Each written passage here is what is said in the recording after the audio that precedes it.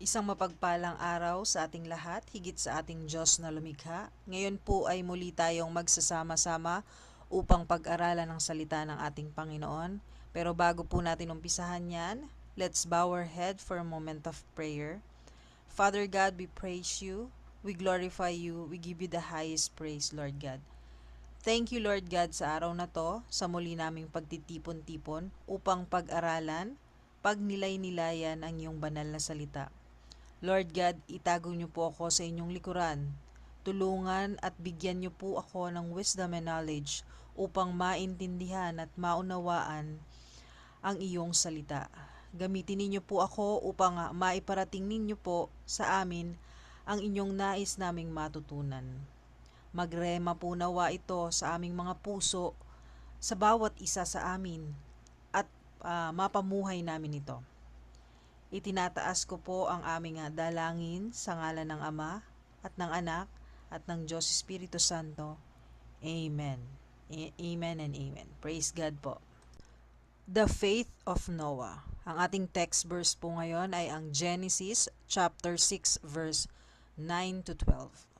Noah pleases God. This is the genealogy of Noah. Noah was a just man, perfect in his generations.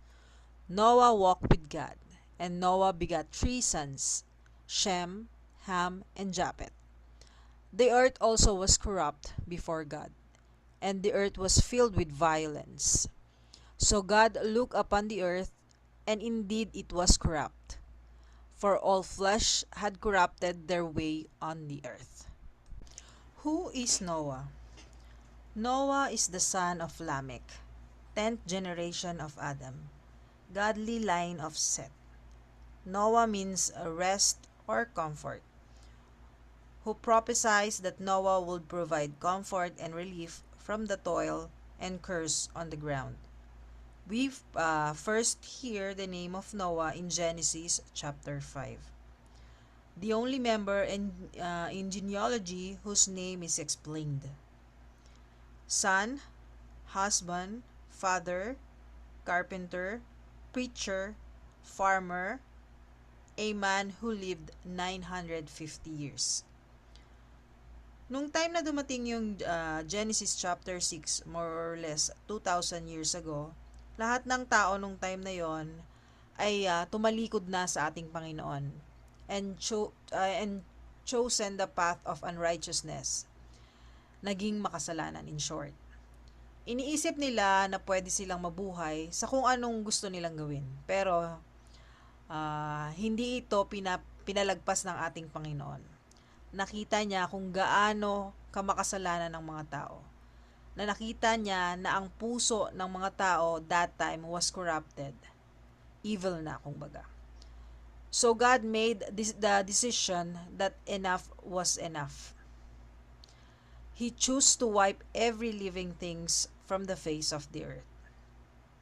But Noah found favor in the eyes of the Lord. Nakita ni Lord na tanging si Noah lang ang righteous man na nabubuhay that time. Nakita ng Panginoon lahat ng ating ginagawa, or nakikita ng ating Panginoon ang lahat ng ating ginagawa. God sees us differently than the world sees us. Amen po. Ito po ang nakita ng ating Panginoon kay Noah.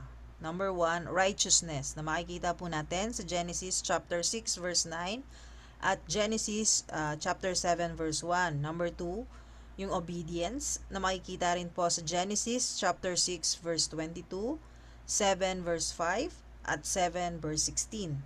Isa rin po siyang preacher na makikita natin sa 2 Peter chapter 2 verse 5. Isa rin po siyang farmer na makikita natin sa Genesis chapter 9 verse 20. Favored din po siya ng ating Lord na makikita sa Genesis chapter 6 verse 8. A holder of God's covenant, yung promise. Makikita po natin yan sa Genesis chapter 6 verse 18. At worthy of remembering na makikita natin sa Genesis chapter 8 verse 1. Imperfect po siya. Baka sabihin po natin ay perfect masyado si Noah, hindi po. Imperfect po yan. Makikita po natin yan sa Genesis chapter 9 at ang kanyang faithfulness kay Lord na makikita sa Hebrew chapter 10 verse 38 to 11. Why Noah? God seeks righteousness and obedience. Sabi nga po sa Genesis chapter 6 verse 9, Noah was a righteous man, blameless among the people of his time. What is righteousness? Being a Christian, akala ko dati ang pagiging matuwid, walking and talking spiritual in ministry. Akala ko din na na dapat surrounded lang ako ng kapwa ko believer and lumayo ako sa mga unbeliever. Akala ko din na ang fruit of righteousness ay kung ilang kaluluwa ang mahahayo o madadala ko patungo sa ating Panginoon. At ang pagsunod sa church ay reflection ng obedience ko kay God. Pero wala sa mga yan ang totoo, batay sa buhay ni Noah. Si Noah ay walang simbahan na napupuntahan noon.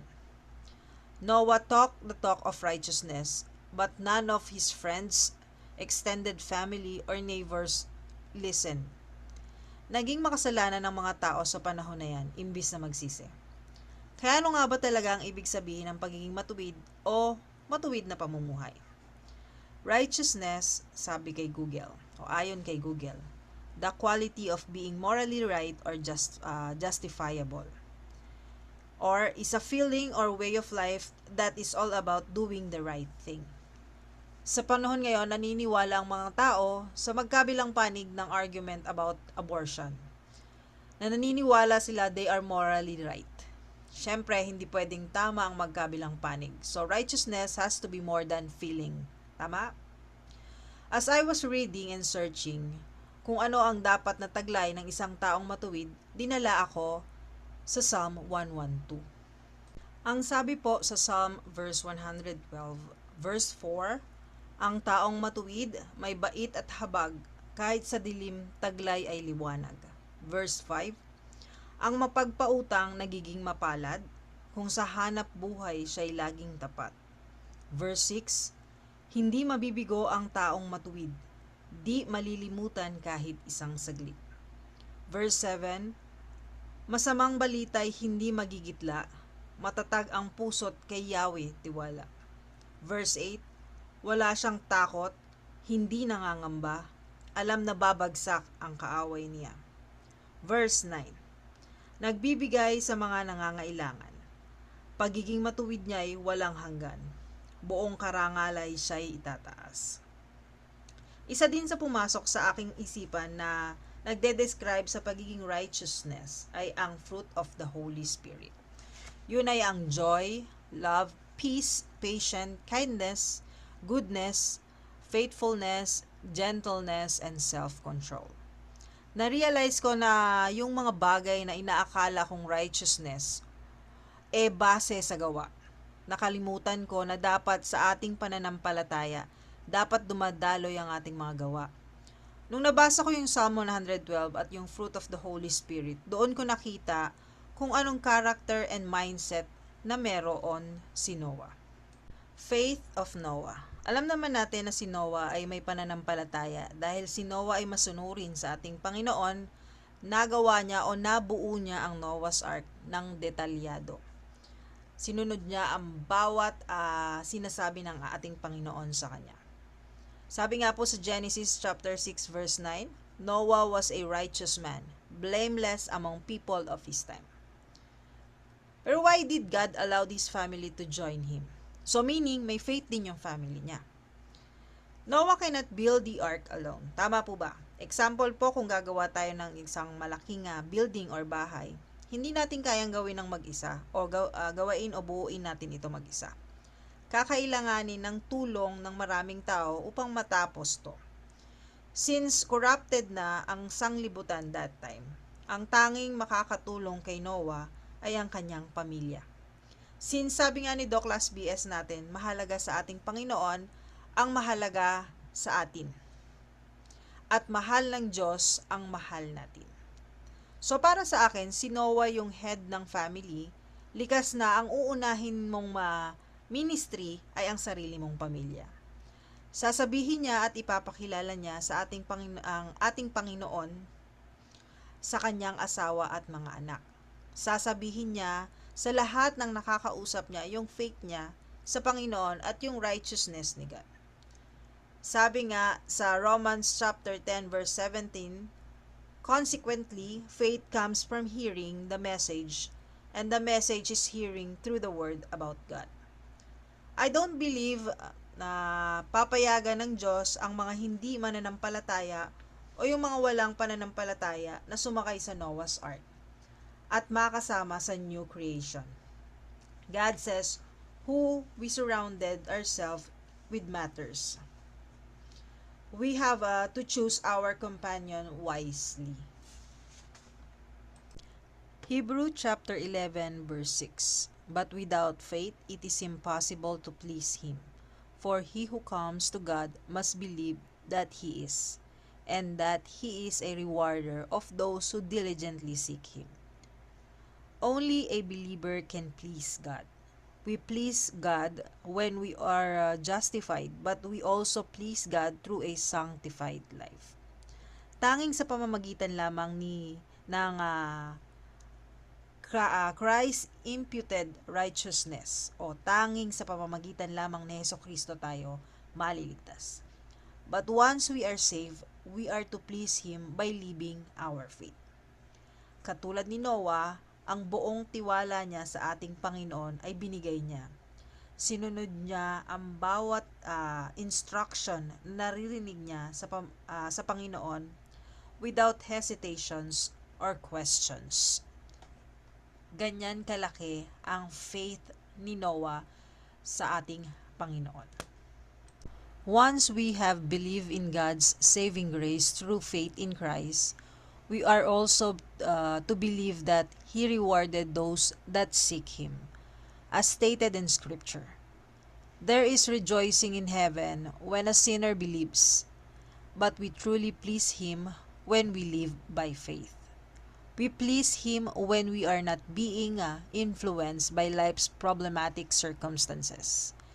If we desire to please our Heavenly Father, we are to live by faith and not by sight. Hebrew chapter 11 verse 7. By faith, Noah, being divinely warned of things not yet seen, moved with godly fear, prepared an ark for the saving of his household, by which he condemned the world, and became heir of the righteousness which is according to faith. Pinuri si Noah dito dahil siya ay kumilos ngayon batay sa kung ano ang darating bukas. Noah is around 500 years old that time, na naniniwala siyang naririnig niya ang ating Panginoon. At isa sa narinig niya na God wants him to build a boat. Bakit? Dahil magpapadala ang Diyos ng isang malaking baha. Hebrew tells us na binigyan na si Noah ng babala tungkol sa bagay na hindi niya pa nakikita. Kung tutuusin, wala pang ulan. At hindi pa nakikita ni Noah na posibleng bumaha sa mundo. Noah walked with God, sabi nga sa verse 9, na same description kay Enoch. Doon sa Genesis chapter 5 verse 24, which is doon natutunan o namana ni Noah. Hindi madali ang paglakad sa salita ng Diyos. Dapat nag-uumpisa ito sa ating isipan at puso. Dapat ginagawa natin itong mindset at lifestyle. Parati nating ituon ang ating isipan sa ating Panginoon. Kagaya ni Noah, naging kurap man ang mundo, hindi siya nakiayon.